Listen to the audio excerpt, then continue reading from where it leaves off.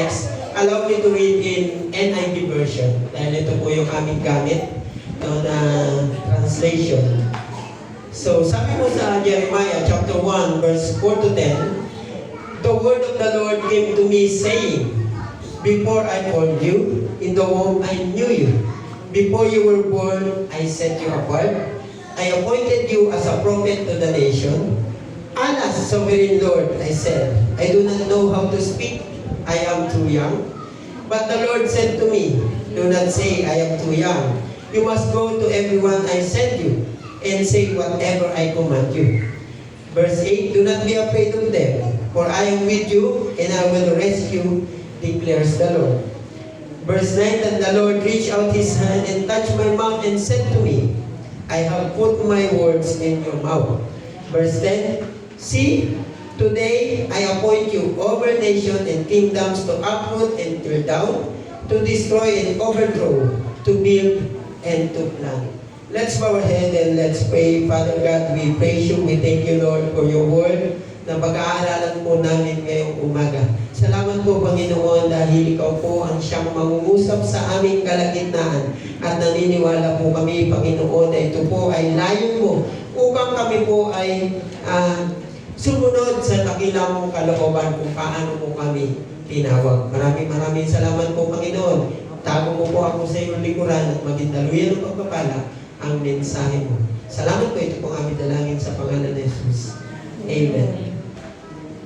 Sa inyo po, kung kayo po ang tatanungin, yung sitwasyon po ba ninyo ngayon is yan po ang gusto ng inyong mga magulang. Amen. Sabi ko nga, kung pagpapastor kaya yung gusto ng nanay ko, parang hindi. Kasi nasa simbahan Katoliko ko yung nanay ko. Parang hindi niya gusto magpastor ako. Gusto niya siguro magpare ako. So, sa mga bata, meron tayong mga pangarap sa kanila, tama? Pero hindi yun talagang masusunod. Kumbaga, meron silang mga sarili kapakanan. Pero since Christmas, ang pinag-aaralan natin sa simbang gabi ay, ano yung tema natin sa simbang gabi? Ano yung pinaka-tema natin? The purpose of Christmas, to seek and save the lost. So the purpose of Christmas, si Lord, nung dumating sa atin, no, sa mundo, nang pinanganak siya sa sabsaban, ay alam na siya ang magiging dakilang hari. Tama? Alam na. So, yun ay pagsunod lang. So, tayo po, nung kayo ay sa mga leaders ng church, sa mga leader po na nandito, nung kayo po ay nakatanggap ng leadership position, ano yung unang mong naramdaman? Naging hesitant ka ba? Ayaw mo ba? Napilitan. Napilitan? Napilitan ka ba? Wala nang choice. Wala nang choice eh. Sige na lang, go na lang. So tayo po, hindi man pang Pasko pero naaakmato sa ating panahon ngayon. Sino nakakalam ng sunod na halalan? 2028. Ang sunod mo na halalan ay 2028. Kung galing ni Ate Dolora, update sa halalan na. Kasi hindi na ako bumoto. Hindi ka bumoto. Malapit na naman ang panahon ng halalan. And sabi ng iba, nag-uumpisa daw sa ating maling pagboto ang nagiging sitwasyon ng ating bansa. Kung kayo po ang tatanungin, totoo kaya? Opo. Medyo. Nakakatuwa mo yung sagot ni Benji. Medyo. Kung kayo ngayon ay makakatanggap ng tawag, tingnan niyo yung mga cellphone niyo, kung kayo ay makakatanggap ng tawag at alugin kayong tumakbo bilang presidente ng bansa.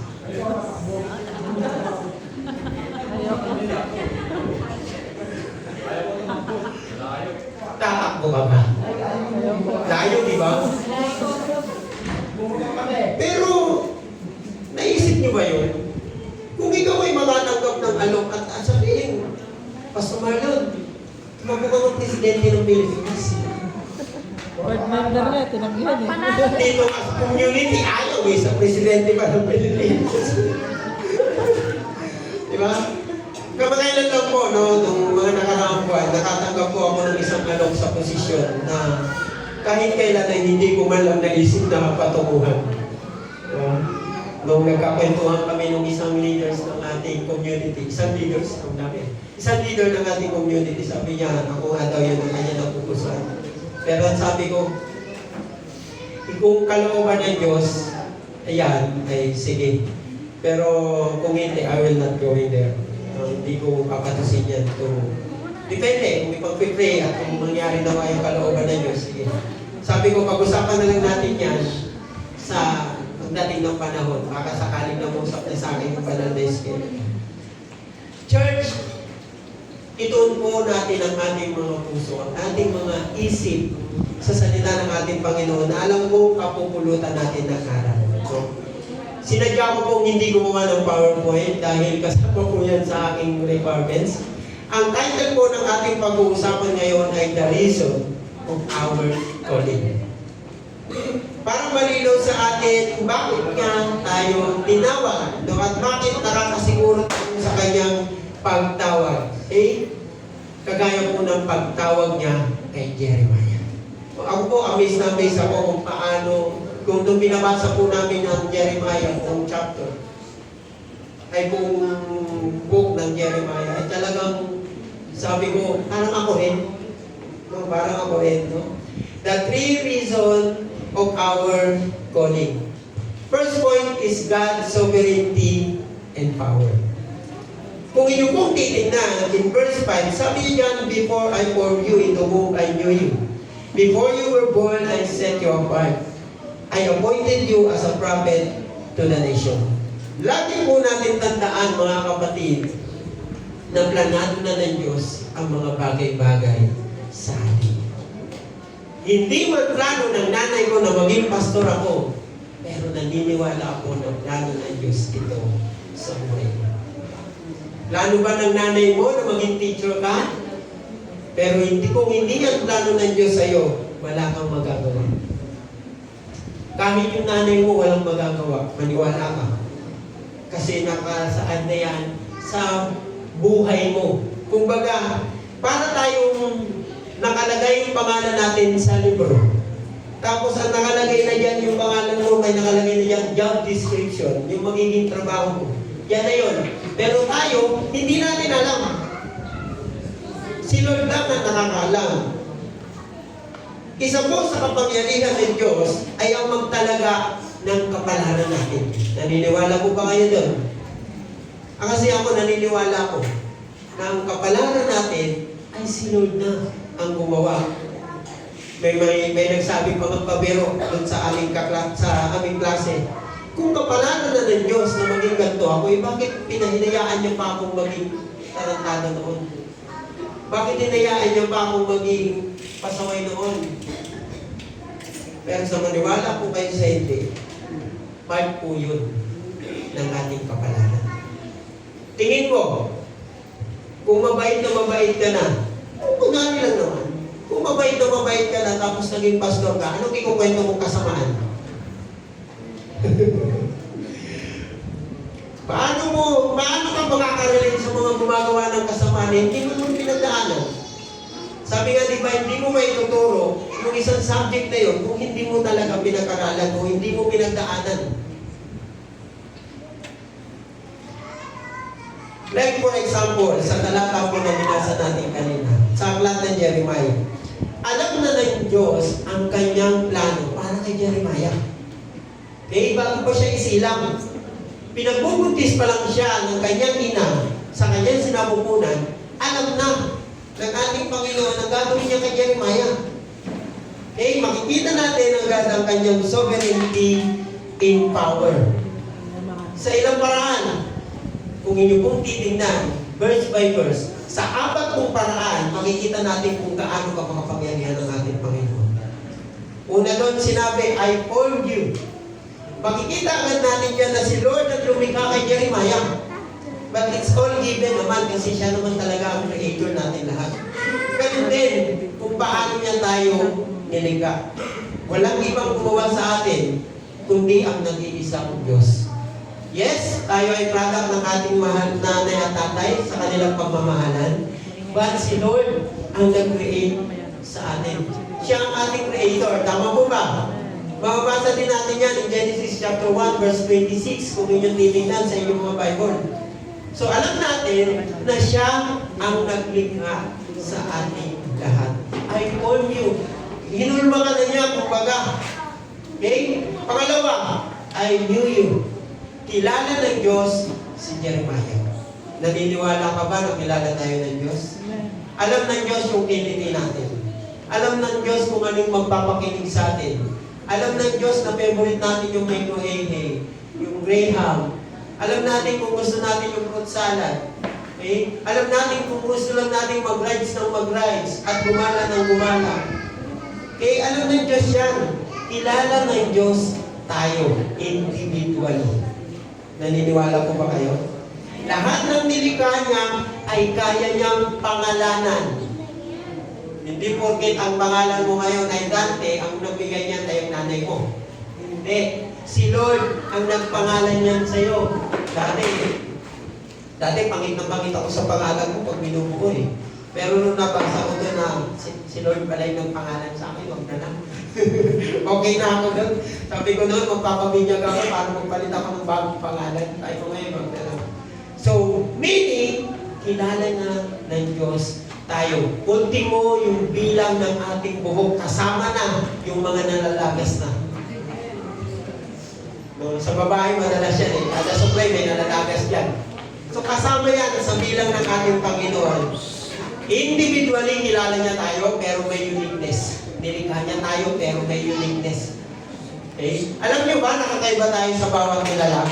Meron man tayong makitang kamukha natin, pero magkakaiba tayo. Okay? Pangatlo, I set you.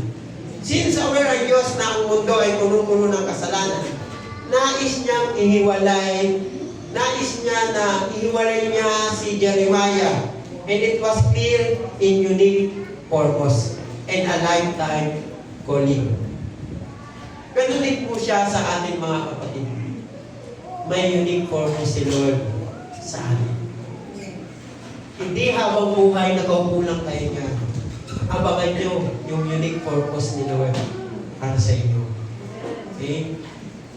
Pero, mas maganda kung ma-visualize nyo na yung ganyan. Yung unique purpose ni Lord sa bawat isa sa atin. And it was going sa ikaapat na dahilan ng kanyang sovereignty and power.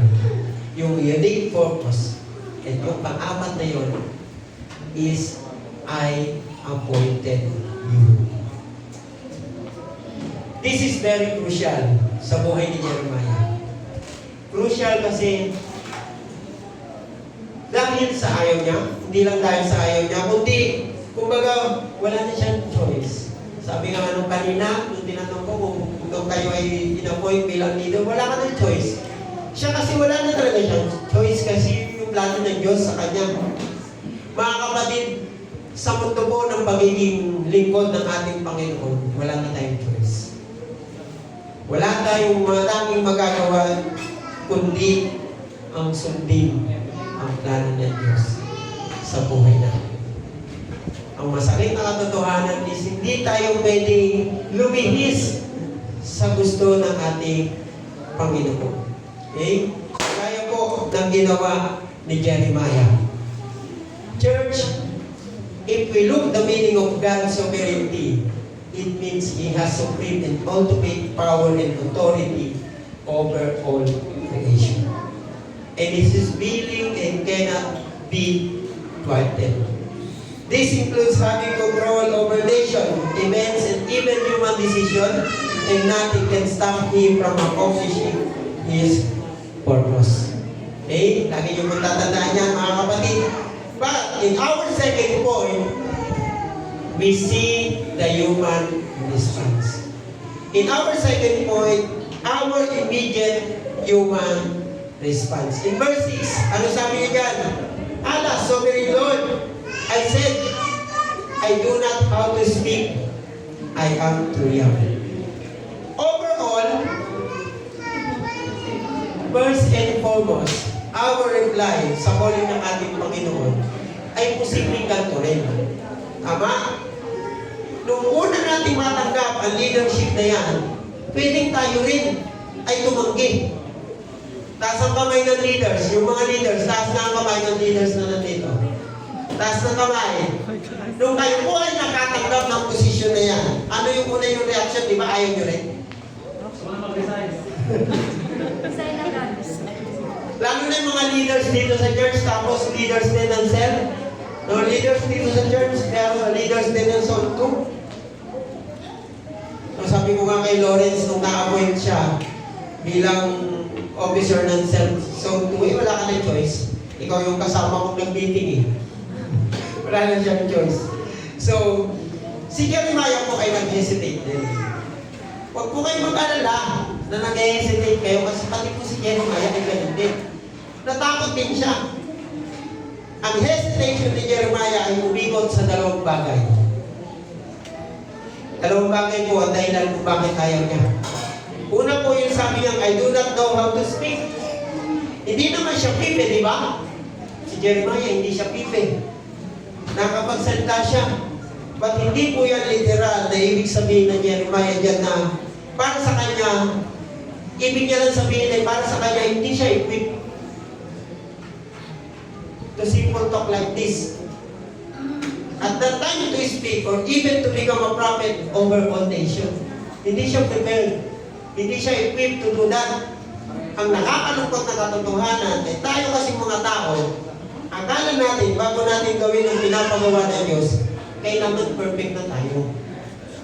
Yun yung iniisip natin, yun yung thinking natin. Na dapat, bago tayo i-appoint ni Lord dyan sa ministry na yan, dapat perfect na tayo. Tandaan niyo po mga kapatid, hindi po naghahanap si Lord ng perfect para sa ministry. Kasi kung naghahanap si Lord ng perfect para sa ministry niya, ay wala dapat qualified. Bakit? Lahat tayo hindi tayo perfect. Napakaganda po ang aming devotion kanina about forgiveness. And yung illustration na bond paper, sabi ko nga, malaki-laki na yung tutok ni Teacher Ice. Kasi kung ako magtututok nun, maliit na maliit. Kasi, pero imagine nyo nga lang, yung isang bond paper, tutukan yung isa lang. Kahit saan nyo ilagay. Pustahan tayo, makikita nyo pa rin yung tutok na yun. So meaning, lahat tayo may pagkakamali, lahat tayo may kasiraan. Walang perfect. So ganun din yung naramdaman ni Jeremiah. Hindi siya perfect. Have you remember Moises? Kilala niyo ba si Moises? Nung tinawag siya ng Diyos, ano din ang naging dahilan niya? Sa Exodus chapter 4, verse 10, sinabi ni Moises kay Yahweh, ano sabi niya doon? Panginoon, sa mula pa, hindi po ako mahusay magsalita. Bagaman mangusap ka na sa akin, hanggang ngayon, pautal-utal pa rin ako kung magsalita. Pero nabago ba ang calling ng Diyos kay Moises? Dahil sinabi niya na utal-utal siya magsalita, anong ginawa ng Diyos sa kanya? Anong response ng Diyos sa kanya? Gusto ko itong aklat na ito eh. In verse 15 to 17, pinatulong niya ang kapatid niya si Aaron at tinabayan sila ng Diyos sa pagsasalita at sa lahat ng gagawin niya. Kung ikaw at given na ikaw ay hindi marunong magsalita, maniwala ko kayo sa hindi, bibigyan ka ng Diyos ng katulong para magsalita. Alam ng Diyos ang gagawin niya para sa atin o sa kagaya natin na hindi marunong pang magsalita. Kung ikaw ay nahihirapang mag-lead ng devotion dahil ikaw pa ay walang gaano kaalaman sa Bible at hindi ka gaano marunong magsalita, hindi ka masyadong equipped, huwag kang matakot. Kasi tutulungan ka ng Diyos. Isa rin po sa dahilan kung bakit ayaw ko sana magpastor noon ay yung ganito. Kahit madaldal ako, kahit kinakabahan ako pag nakakakita ako ng mga edukadong tao.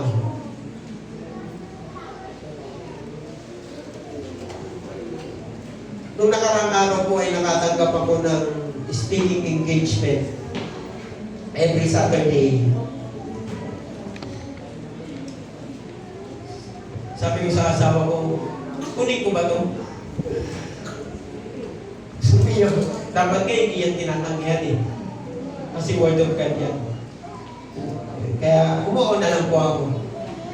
And mag-start po yun sa January. So every Saturday at 8 a.m. 8 a.m. daw kasi yung pasok ng isang buntay niya. First point, kinakabahan ako. Kasi ibang tao.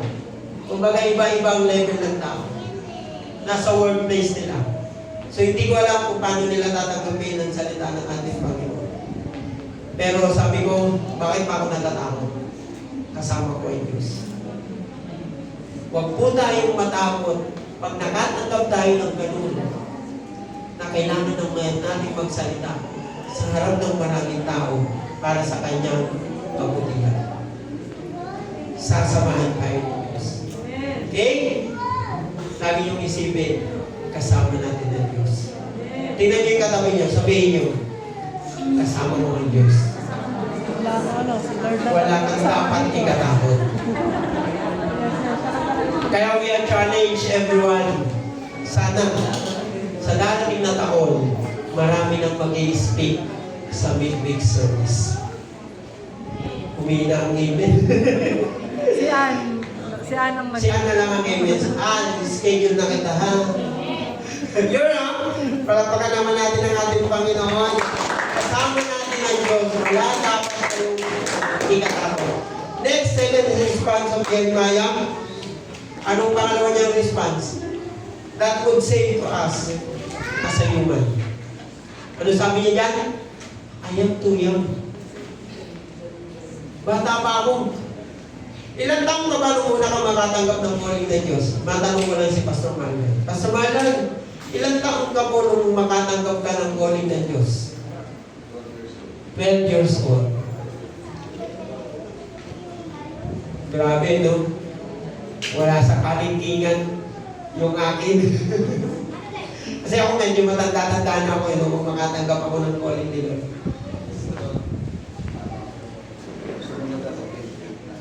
Okay. Ang calling niya, 12, sumunod siya, 28. 16 years old din siya, matigas ang ulo. Na, Lord, wag ako. Ayun, yan ka lang. Dami mong dahilan, no? Ako naniniwala ako nung nakatanggap ako ng calling ni Lord. Pinitig niya lang ako ng konti. Pinano niya lang ako. Tapos sige na nga, baka mahulog pa ako ulit. Eh kung iisipin natin, hindi man makita kung ilang taon si Jeremiah dyan. Base po sa ilang scholar na pinag-aaralan namin, si Jeremiah po ay approximately 17 years old. At that time. So meaning, para po sa kanila noon, yung 17 years old ay masyado pang bata para sa calling ng Diyos. Aba, sa panahon nga natin ngayon, may 17 years old nga na nabubuntis na. May bata pa nga, di ba? Meron 17 years old na matured na mag-isip. Meron naman 17 years old na delay, doon na hindi naman daanong matured mag-isip. Kahit si Timothy. Ilang taon si Timothy nung nakatanggap siya ng calling ng ating Panginoon?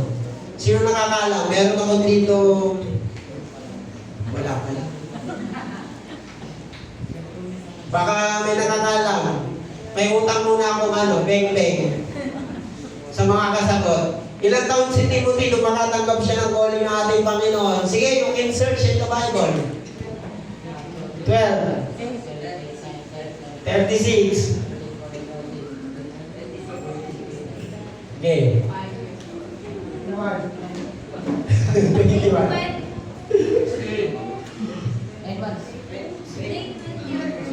Ilan? Alam niyo po ba na 17 years old na si Timothy? Actually, tama noon si Ate Pearl. Yung girl kasi medyo kunti-kunti pa. Parang kinakalabit-kalabit pa lang siya doon. Noon 12. Pero yung 17 talagang pinupok na siya ng calling ng ating Panginoon. Hindi, pero nakaramdam din siya ng takot nung kanyang kabataan. Pero sinabi lang sa kanya ni Apostol Pablo na huwag siyang matakot. Huwag niyang isipin yung kanyang pagiging bata. 1 Timothy chapter 4 verse 12, huwag mong hayaan hamakin ka ni numan dahil sa iyong kabataan. Sa halip, sikapin mong maging halimbawa sa mga mananampalataya sa iyong pagsasalita, pag-uugali, pag-ibig, pananampalataya, at malinis na pamumuhay. Ang bilin lang sa kanya ni Apostol Pablo ay maging good example. Good example lang ang pwede mong gawin bilang isang kabataan. Ang tanging ng dapat natin gawin ay maging mabuting halimbawa sa lahat ng mananampalataya. Sa pagsasalita, pag-uugali, pag-ibig, at dapat meron din tayong malinis na pamumuhay. Another example po ng pagiging bata. Alam niyo ba kung sino ang pinakabatang hari na naitala sa Biblia? Kaya isa pang beg-beg. Sagot ah. Sino ang pinakabatang hari ng Biblia?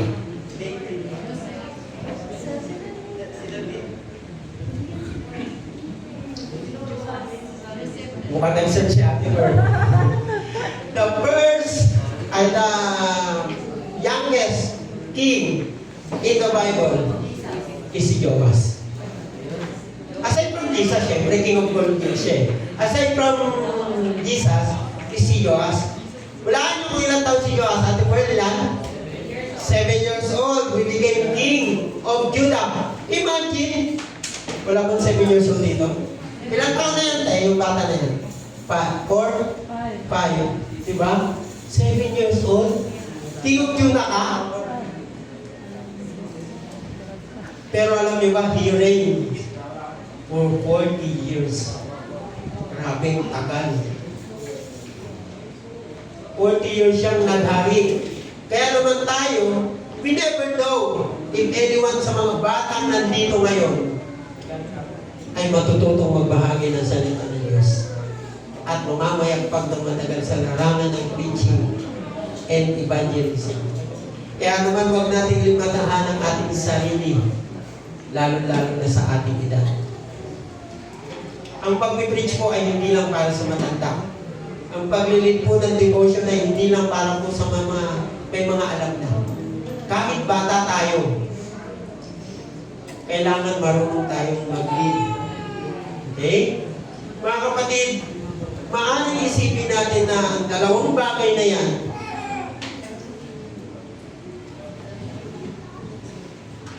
ang pwede natin maging dahilan. Dahil yun po yung pinaka-instant na pwede natin maramdaman. Okay, sa calling natin. Pero hindi po yan katunayan ng karuwagan o kahinaan. Normal po yan bilang isang tao. Mararamdaman at mararamdaman talaga natin yan. Pero gusto ko pong isipin ninyo na yung magiging dahilan ninyo ay katibayan lang dapat yan ng ating mahinang pananampalataya. Kung malakas ang ating pananampalataya at matibay tayo na nilikha ng ating Panginoon, we cannot ignore our calling. Pero kung mahina tayo, we ignore our calling in two simple reasons. Bata pa tayo at hindi pa tayo marunong magsalita. Kaya naman church, mga kapatid, please obey first before you complain. Sundin muna natin yung gusto ng ating Panginoon bago tayo magreklamo. And dyan papasok ang pangatlong punto natin. Ano yung pangatlo? God supporting promise. God supporting promise. In verse 9 and 10, this is the conclusion of our calling. To conclude everything, ito ang pinakakailangan natin at ito naman talaga ang pangako ng Diyos sa atin. Jeremiah chapter 1 verse 9 and 10, Then the Lord reached out His hand and touched my mouth and said to me, I have put my words in your mouth. See, today I appoint you over nations and kingdoms to uproot and tear down, to destroy and overthrow, to build and to plant. And that is the wonderful promise na pwede natin panghawakan. kapatid, sabi diyan, Lord, reach out His hand and touch my mouth. Kung inyo pong iisipin, napakasimple lang yan. Kahit ako po habang nagpupulay-pulay. Sabi ko, hinawakan lang ng Diyos ang bunganga ni Jeremiah. And that's it, okay na yun. Parang sinabi lang ng Diyos na you don't need to speak. Hinampan lang. And siya na yung bahala. Siya na ang magsasalita. Pero napansin niyo ba ang susunod na talata? I have put my words in your mouth.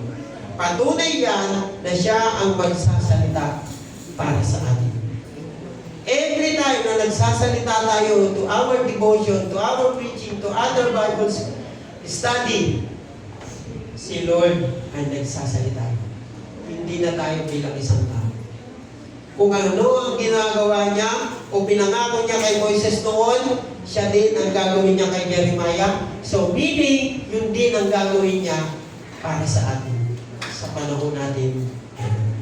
Pero mga kapatid, kung inyo kong titignan in the following verse 8 to 10, kung ano ang pinakaplano ng Diyos kay Jeremiah, kung ano talaga ang magiging trabaho ni Jeremiah at that time, ito yung job description na nag-aantay kay Jeremiah. Take note of this mga kapatid kasi applicable din to para sa atin. Sabi yan, uproot and tear down. Uproot means to remove as if by pulling up. Tear down is the act or process of disassembly. In the Bible, uproot means complete removal, destruction, or displacement, often by God's judgment against wickedness. In Deuteronomy chapter 29 verse 28, in furious anger and in great wrath the Lord uprooted them from their land and thrust them into another land as it is now. In the Bible po, tear down signifies judgment. So therefore, uproot and tear down means judgment. At yan ang gustong ipagawa ng ating Panginoon kay Jeremiah. Hindi para siya ay maging hukom, kundi para sabihin sa kanila na may naghihintay na judgment sa ating mga pagkakasala. Sa mga ginagawa natin, hindi maganda. Kailangan natin i-disassemble at gawing hukom ang ating sarili para dun sa iba na nangangailangan. Hindi para tayo yung maging maghukom sa kanila, kundi tayo lang ang magsasabi na tayo ay pinadala ng ating Panginoon para sa kanilang mga kasalanan. Pangalawa, destroy and overthrow. Destroy means to ruin the structure, organic existence, or condition of damage beyond repair. Overthrow means to cause the downfall or breakdown or defeat. In the Bible po, yung amin pong gamit na theology dictionary, destroy means physical ruin, like blood or spiritual death. Separation from God. So in the Bible, the overthrow means to subvert, defeat, or destroy, often by God's divine judgment against sin, rebellion, or false teaching to leading the downfall of people. Pero ang tinuturo po sa atin ng Diyos ang kailangan natin i-destroy or overthrow. Ang sin po ay rebellion and false teaching, in other words, power of evil here on earth. Yun po yung kailangan natin i-overthrow. Sa paglalim po ng teknolohiya, makalat po ang maling katuruan. Lalo-lalo na po sa Bible. Kaya kung hindi po natin lalawakan ang ating pag-iisip at hindi po natin aaralin ang salita ng ating Panginoon, tayo mismo ay mabibiktima ng maling katuruan. And dyan po noon ang gustong ipabago ni Jeremiah sa panahon nila noon. Dahil ang mga tao noon ay mahilig sumamba sa mga Diyos-Diyosan at maniwala sa maling katuruan. And lastly, ang bilin sa kanya ng ating Panginoon is to build and to plant. Build means to cause to be constructed. Plant means to put or set in the ground for growth.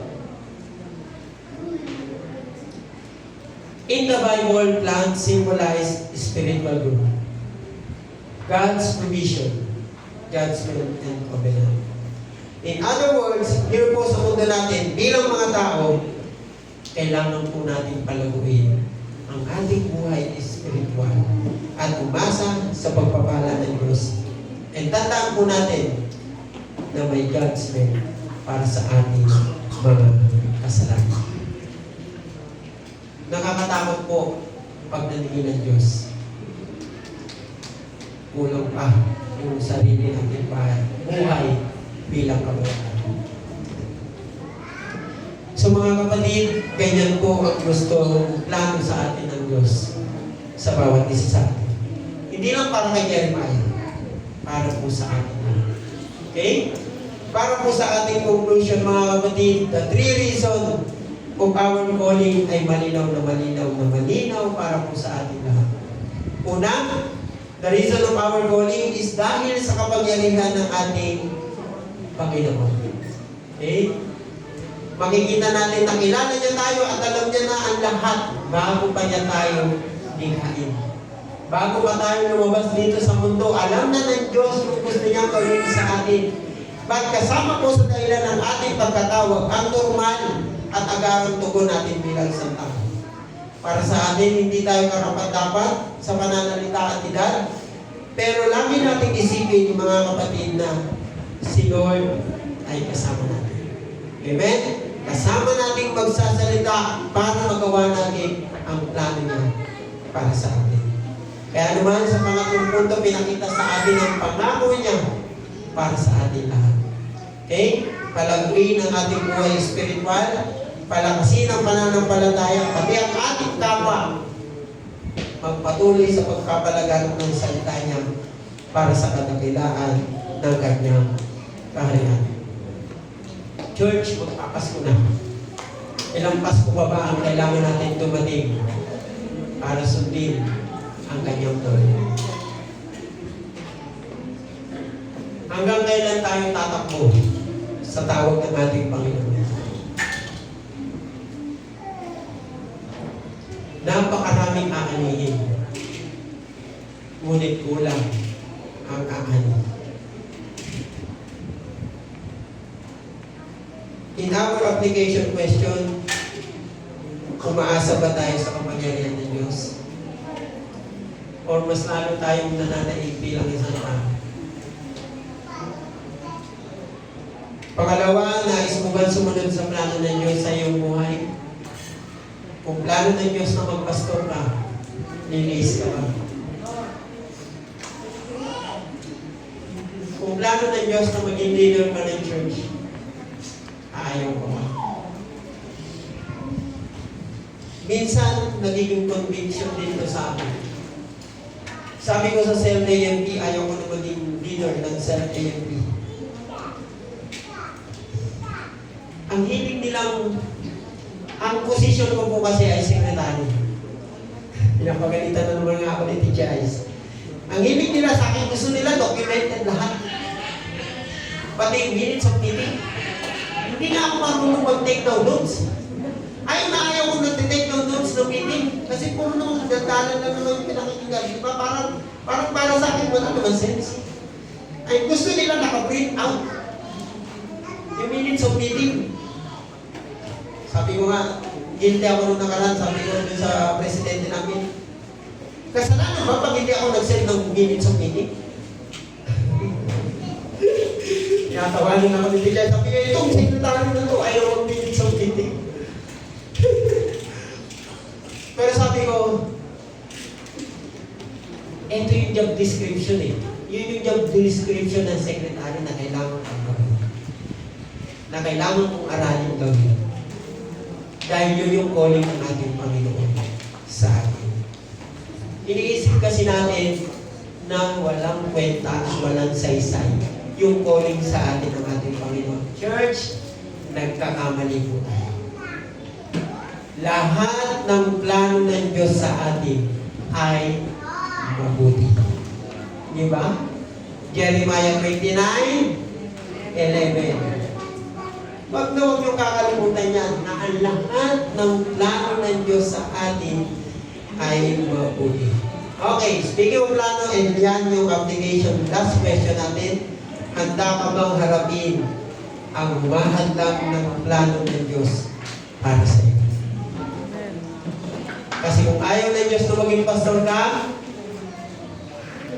hindi ito mangyayari. Pero lahat ng plano mo na nakakahandang sa plano ng Diyos, handa ka namang harapin. Amen ba? Dapat harapin natin. Okay? Sa mapagpalang umaga po, and God bless po sa bawat isa.